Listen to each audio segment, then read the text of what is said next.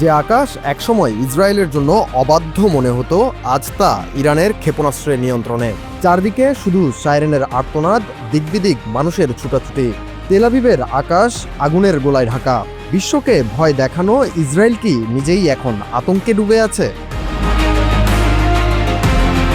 ভান্ডার থেকে বের হলো ইরানের সবচেয়ে ভয়ঙ্কর অস্ত্র, খাইবার শেকান ক্ষেপণাস্ত্র। অত্যাধুনিক প্রযুক্তিতে ঠাসা এই ক্ষেপণাস্ত্র প্রতিপক্ষকে আঘাত করার সময় দেয় খুব কম। শুক্রবার ভোরের আলো ফোটার আগে খাইবার শেকানের আত্মঘাতী ড্রোনের ঝাঁক ইসরায়েলের সামরিক লক্ষ্যবস্তুতে ধেয়ে যায়। ইরানি এয়ারস্পেস ফোর্সের দাবি, এটি তাদের সুপরিকল্পিত অপারেশন টু প্রমিস 4 এর 21তম ধাপ। অভিযানের কোডনেম ইয়ামোইজ আল মুমিনিন। একের পর এক ড্রোন ও ক্ষেপণাস্ত্র ইসরায়েলের আকাশ প্রতিরক্ষা ব্যবস্থাকে ব্যস্ত করে তোলার দৃশ্য আধুনিক যুদ্ধ কৌশলের এক নতুন অধ্যায় উন্মোচন করেছে। কিন্তু খাইবার শেকান কেন এত ভয়ঙ্কর?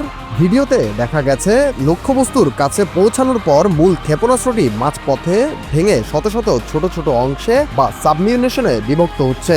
এই ক্লাস্টার ওয়ারহেড প্রযুক্তি প্রতিরক্ষা বাহিনীর পক্ষে আক্রমণ রোধ করতে চরম বিভ্রান্তি তৈরি করেছে। যে আয়রন ডোম ও ডেভিল স্লিং নিয়ে ইসরায়েলের গর্ব ছিল, আজ সেগুলো খাইবার ক্ষেপণাস্ত্রের কৌশলের কাছে অসহায় বলে দাবি করছে ইরানি কর্তৃপক্ষ। আকাশ থেকে ঝরছে শত শত ছোট ছোট বিস্ফোরক। শক্তিশালী রাডারগুলোরও বুঝে উঠতে বেগ পেতে হচ্ছে কোন অংশ আটকানো যাবে না। ইরানের দাবি, এই নিখুঁত কৌশলের কারণে ইসরায়েলের বহুস্তর প্রতিরক্ষা ব্যবস্থা কার্যকর হচ্ছে না। সংবাদ সংস্থা এএফপির প্রতিবেদনে বলা হয়, তেল আবিবে একাধিক বড় ধরনের বিস্ফোরণ ঘটেছে। উত্তরের নেতানিয়া থেকে দক্ষিণের বিভিন্ন এলাকায় দেখা গেছে ক্ষেপণাস্ত্রের আলোর রেখা। প্রত্যক্ষদর্শীরা বলছেন, এত ভয়াবহ বিস্ফোরণের শব্দ তারা আগে কখনো শোনেননি। আতঙ্ক এখন প্রতিটি গলিতে, প্রতিটি ঘরে।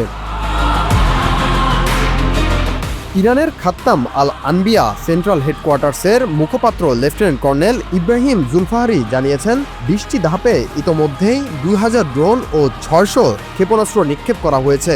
প্রতিটি ধাপে কৌশল পরিবর্তন করা হয়েছে যেন প্রতিপক্ষের প্রতিরক্ষা ব্যবস্থা নিস্তেজ হয়ে পড়ে। মধ্যপ্রাচ্যের এই দাবানল কোথায় গিয়ে থামবে কেউ জানে না। ইরানের এই বিধ্বংসী ড্রোন ও ক্ষেপণাস্ত্র প্রদর্শন যুদ্ধের গতিপথকে কি পুরোপুরি পাল্টে দেবে? একদিকে ইসরায়েলি বাহিনীর পাল্টা হুমকি, অন্যদিকে ইরানের অব্যাহত ক্ষেপণাস্ত্র হামলা। সব মিলিয়ে এক মহাপ্রলয়ের অপেক্ষায় প্রহর গুনছে পুরো বিশ্ব।